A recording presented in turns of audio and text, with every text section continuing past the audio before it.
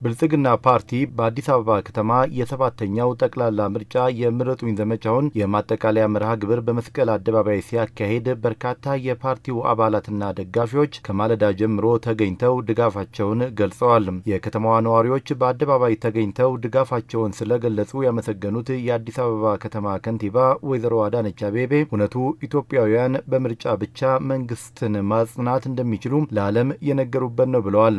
ዛሬ እንደዚህ በደመቀ ባማረ በሞራል በተሞላ ሁኔታ በመስቀል አደባባይ ተገኝታችሁ ፓርቲያችንን ብልጽግናን ከመደገፍ ያለፈ አንድ ታላቅ መልእክት ለዓለም አስተላልፋችኋል። እሱም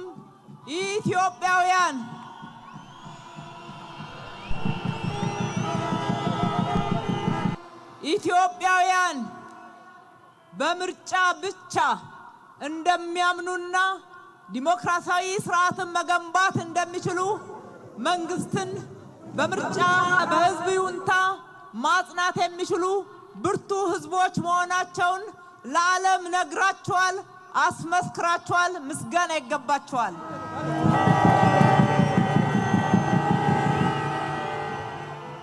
ምርጫው ድምጽ ከመስጠት ባሻገር የተረጋጋ የፖለቲካ ስርዓትን የማጽናት ዘላቂ ሰላምን የማረጋገጥና የተጀመሩ የልማት ስራዎችን የማስቀጠያ መንገድ ነው ሲሉም ነው ከንቲባ አዳነች የተናገሩት። ይህ ምዕራፍ በኢትዮጵያ የነገ ብሩህ ተስፋን የምናረጋግጥበት የጀመርነውን የብልጽግና ጉዞ የምናስቀጥልበት ምዕራፍ መሆኑን እያበሰረ ነው።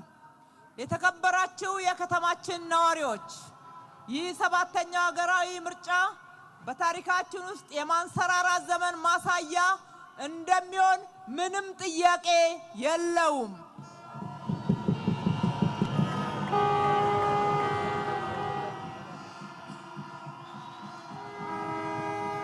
ይህ ሂደት በምርጫ ድምጽ የመስጠት ሂደት ብቻ አይደለም።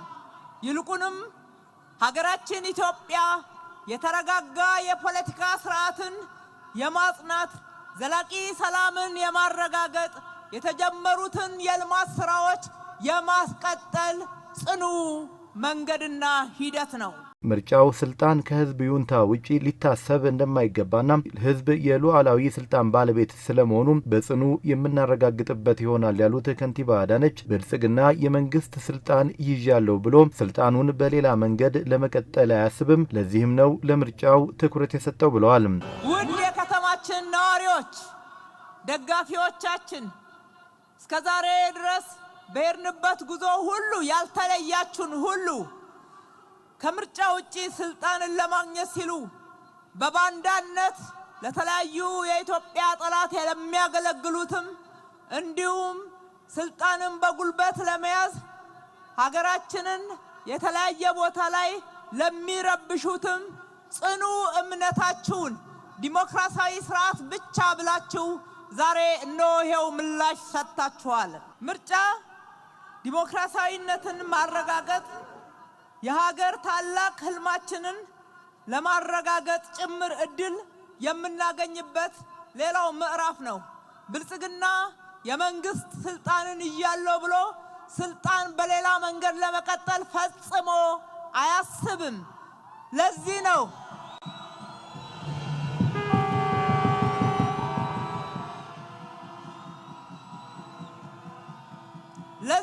ዳግም ምረጡን እያል ሌትና ቀን የምንጎተጉታችሁ። ምርጫውን ሰላማዊ፣ ዲሞክራሲያዊ፣ ፍትሃዊና በህዝብ ዘንድ ተአማኒ ማድረግ የብልጽግና ፓርቲ ዋነኛው ግብ መሆኑንም ከንቲባ አዳነች አቤቤ ተናግረዋል።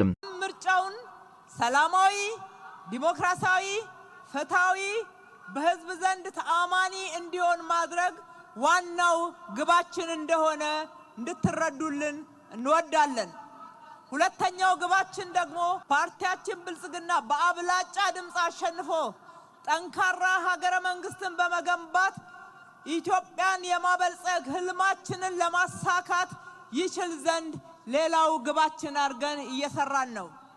እስካሁን ባለው ጉዞም ብልጽግና ፓርቲ ብቻ ሳይሆን ተፎካካሪ ፓርቲዎችም በተለይም በምርጫው እየተሳተፉ ያሉ ስልጣን የሚመነጨው ከህዝብ ይሁንታ እንደሆነ በማመን ሀሳባቸውን በሰላማዊ መንገድ በማራመድ በመከራከር የሰሩ ሁሉ ውድ የኢትዮጵያ ልጆች ክብር ይገባቸዋል። መላው ኢትዮጵያውያን በምርጫው ያላቸውን ጽኑ እምነት ያደነቁት ከንቲባ አዳነች አቤቤ 57 ሚሊዮን መራጮች ለምርጫው መመዝገባቸውም የዚሁ ማሳያ መሆኑን ገልጸዋል።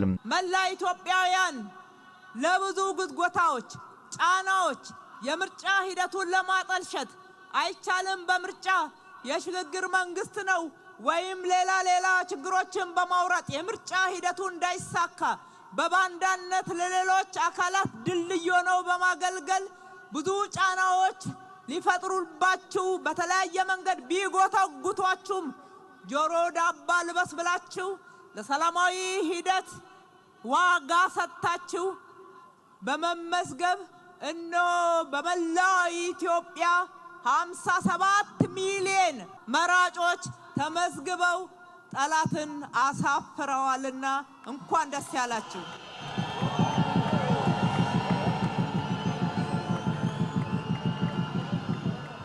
መራጮች ግንቦት 24 ቀን በሚካሄደው ምርጫ በነቂስ ወጥተው ድምጻቸውን ለፈለጉት ተወዳዳሪ በመስጠት መብታቸውን እንዲጠቀሙበትም ጥሪ ቀርቧል።